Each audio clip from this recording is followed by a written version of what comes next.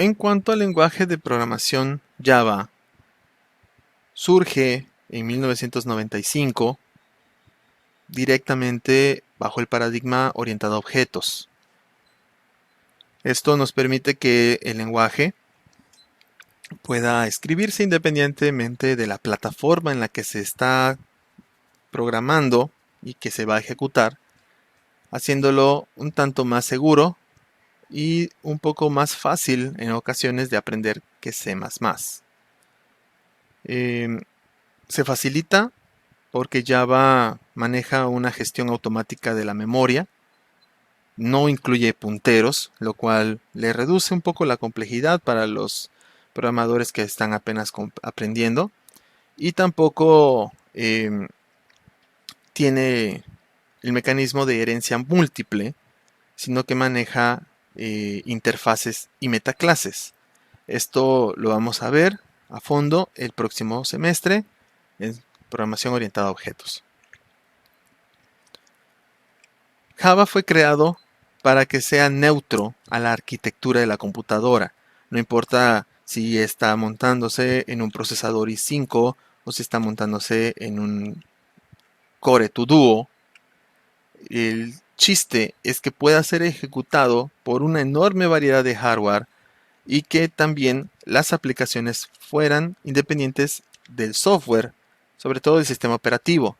Así, no importaría si se está ejecutando en Windows, en Linux, se pueda ejecutar correctamente. Esto fue logrado por medio de un código intermedio o bytecode que es ejecutado a partir de una máquina virtual conocida como máquina virtual de Java. ¿Sí? El MVJ o JVM. Esta máquina virtual sí se tiene que instalar en el lenguaje, en el sistema operativo, pero es la que nos permite que escribamos una sola vez y que a partir de ese código se ejecute en distintos entornos. ¿Qué tanto podemos crear con Java? Pues además de las aplicaciones que solemos hacer desde C++, también pueden crearse applet. La diferencia entre un programa de aplicación y un applet es que el programa cuenta con un método main que se invoca desde que se ejecuta el programa en la computadora, mientras que el applet es invocado por medio de un browser o navegador web, de tal manera que a través del navegador se solicita la ejecución del Java, así que se envía por internet el bytecode, llega al otro sitio y entonces es ejecutado. Entonces tiene esa ventaja de ejecución. A diferencia de C++, donde nada más teníamos un in-main y un return 0, aquí nosotros tenemos unas diferencias en las estructuras básicas del programa. Y es que ya desde el inicio estamos trabajando con objetos, con clases. Aquí tenemos que hacer un public class, primer programa, que es el nombre de la clase, y al mismo tiempo tiene que ser el nombre del archivo con el que se va a guardar el programa. Así que aquí, si se llama primer programa, así se tiene que llamar el archivo, primerprograma.java. Si no hacemos esto, nos va a marcar un error de compilación. Luego vamos a encontrar nuestro método principal, nuestro main, pero aquí aparecerá como public static void main y es obligatorio colocar estos parámetros que son los argumentos. String, se abre y cierra corchetes y se coloca args. Aquí vamos a ver que string aparece con letra mayúscula y es sumamente importante respetarlo, porque si no va a marcar error. Y por último vemos que en lugar de un cout, hola mundo, vamos a encontrar un system.out.println y el hola mundo entre las comillas dobles. Esta es la salida que se emplea en la consola y el system exige también que sea una mayúscula.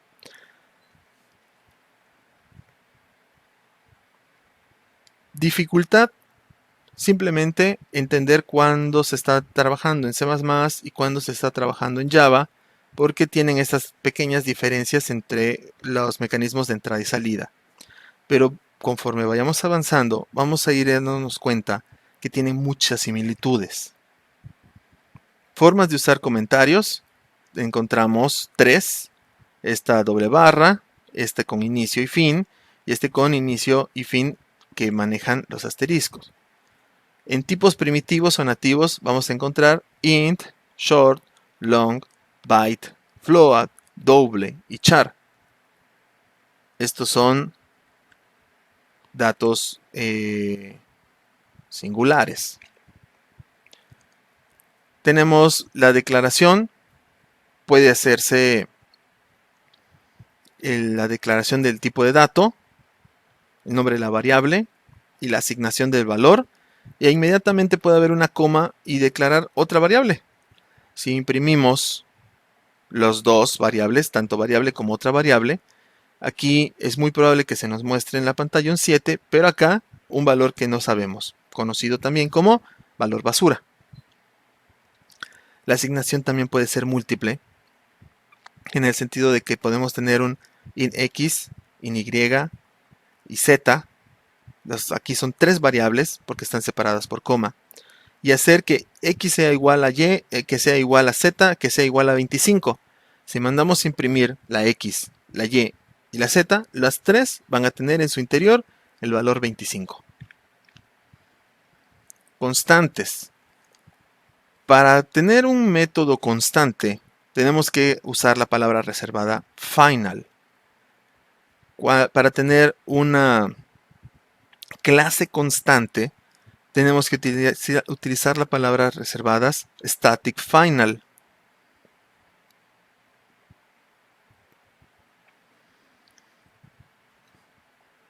Entonces, si yo quiero manejar una constante dentro de un método, hacemos esto: doble const método igual a 13.7. Y si yo quiero utilizarlo como parte de una clase, hago public static final doble const clase igual a 16.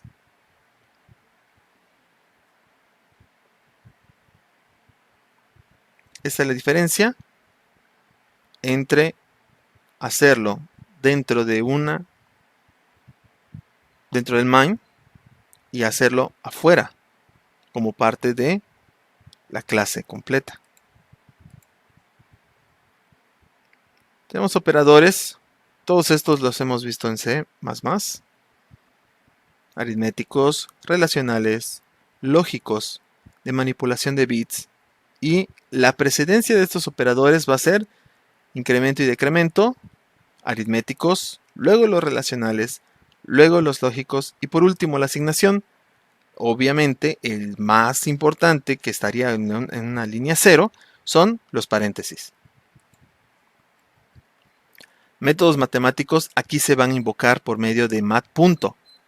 Mat.squared, raíz cuadrada, mat.pow, potencia, mat.round, redondear, mat.abs, valor absoluto, y los demás. Nada más hay que tomar en cuenta que todo lo que son senos y arcosenos y demás se tienen que ingresar con radianes. Si hablamos de la clase string, te estamos manejando con valores Unicode. Ya no es ASCII, sino ya es Unicode. Estas cadenas tienen que estar escritas dentro de comillas, ya sean simples o dobles, e incluso pueden utilizar el operador más para poder lograr la concatenación.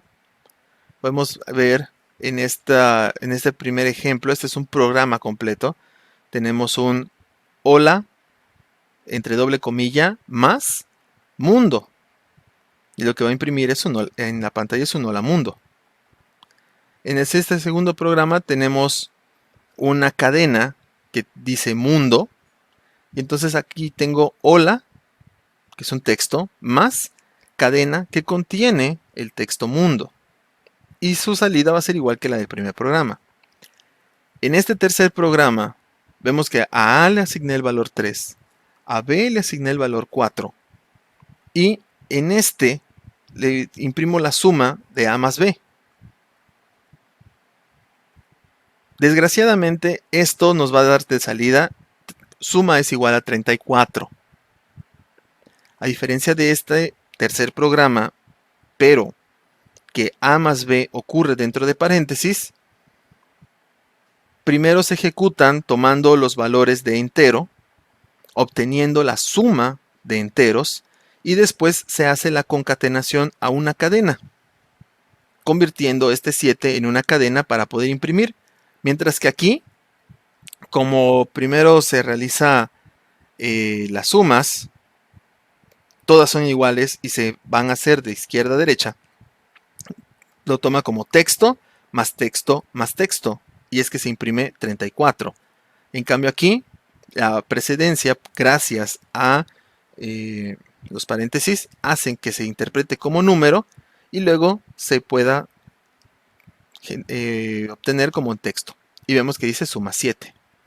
Esto es sumamente importante a tomar en cuenta cuando se esté trabajando en Java, porque suele ser fuente de muchos problemas. La salida, tenemos system.outprint, que es en una sola línea, sin salto de línea. Tenemos println, que equivaldría al print, y que antes de terminar coloquemos el escape de salto de línea. Y tenemos printf, que es para una salida formateada.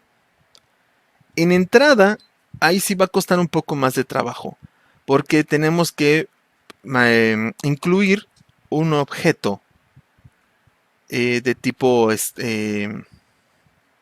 escáner, que es para tomar datos desde el teclado. Primero que nada vamos a requerir usar la sentencia import java.util.scanner para incluir los paquetes y las bibliotecas. Después vamos a crear un objeto escáner, como vemos aquí, al cual vamos a llamarle entrada. Esto puede ser cualquier nombre: scan, entrada, lectura, leer, como gusten. Esa variable, en realidad es un objeto, es el que nos va a permitir tomar los valores del teclado. Y es necesario poner el new scanner, que es el tipo de objeto, e indicarle desde dónde va a recibir los valores, que es en system_in. Una vez que tenemos el objeto de entrada, vamos a poder especificar el tipo de dato que vamos a leer con él. Por ejemplo, para una variable entera, vamos a hacer entrada.nextInt, siguiente entero. Para una de tipo real, entrada.nextDouble. Para una cadena, vamos a usar entrada.nextLine. Y para solo una palabra donde no hay espacios en blanco, podemos usar .next. En cuanto a las sentencias selectivas, que vamos a ir viendo más adelante, vamos a encontrar que las características del lenguaje Java es idéntica a las de C++, en cuanto al if, al switch, al while, al for, al do while, en cuanto a las cláusulas continue y break, ahí no va a haber ninguna diferencia. Entonces se nos va a facilitar muchísimo este intercambio o esta traducción de códigos que vamos a estar haciendo entre C++ y Java. Gracias a este parecido de los lenguajes, solamente vamos a tener que tomar muy en cuenta, por ejemplo, cada vez que vamos a hacer una lectura o una escritura. También vamos a ver lo que son arreglos. Vamos a aprender a hacer arreglos utilizando Java. Y vamos a finalizar viendo lo que son funciones. Vamos a trabajar hacia el final del semestre también con funciones.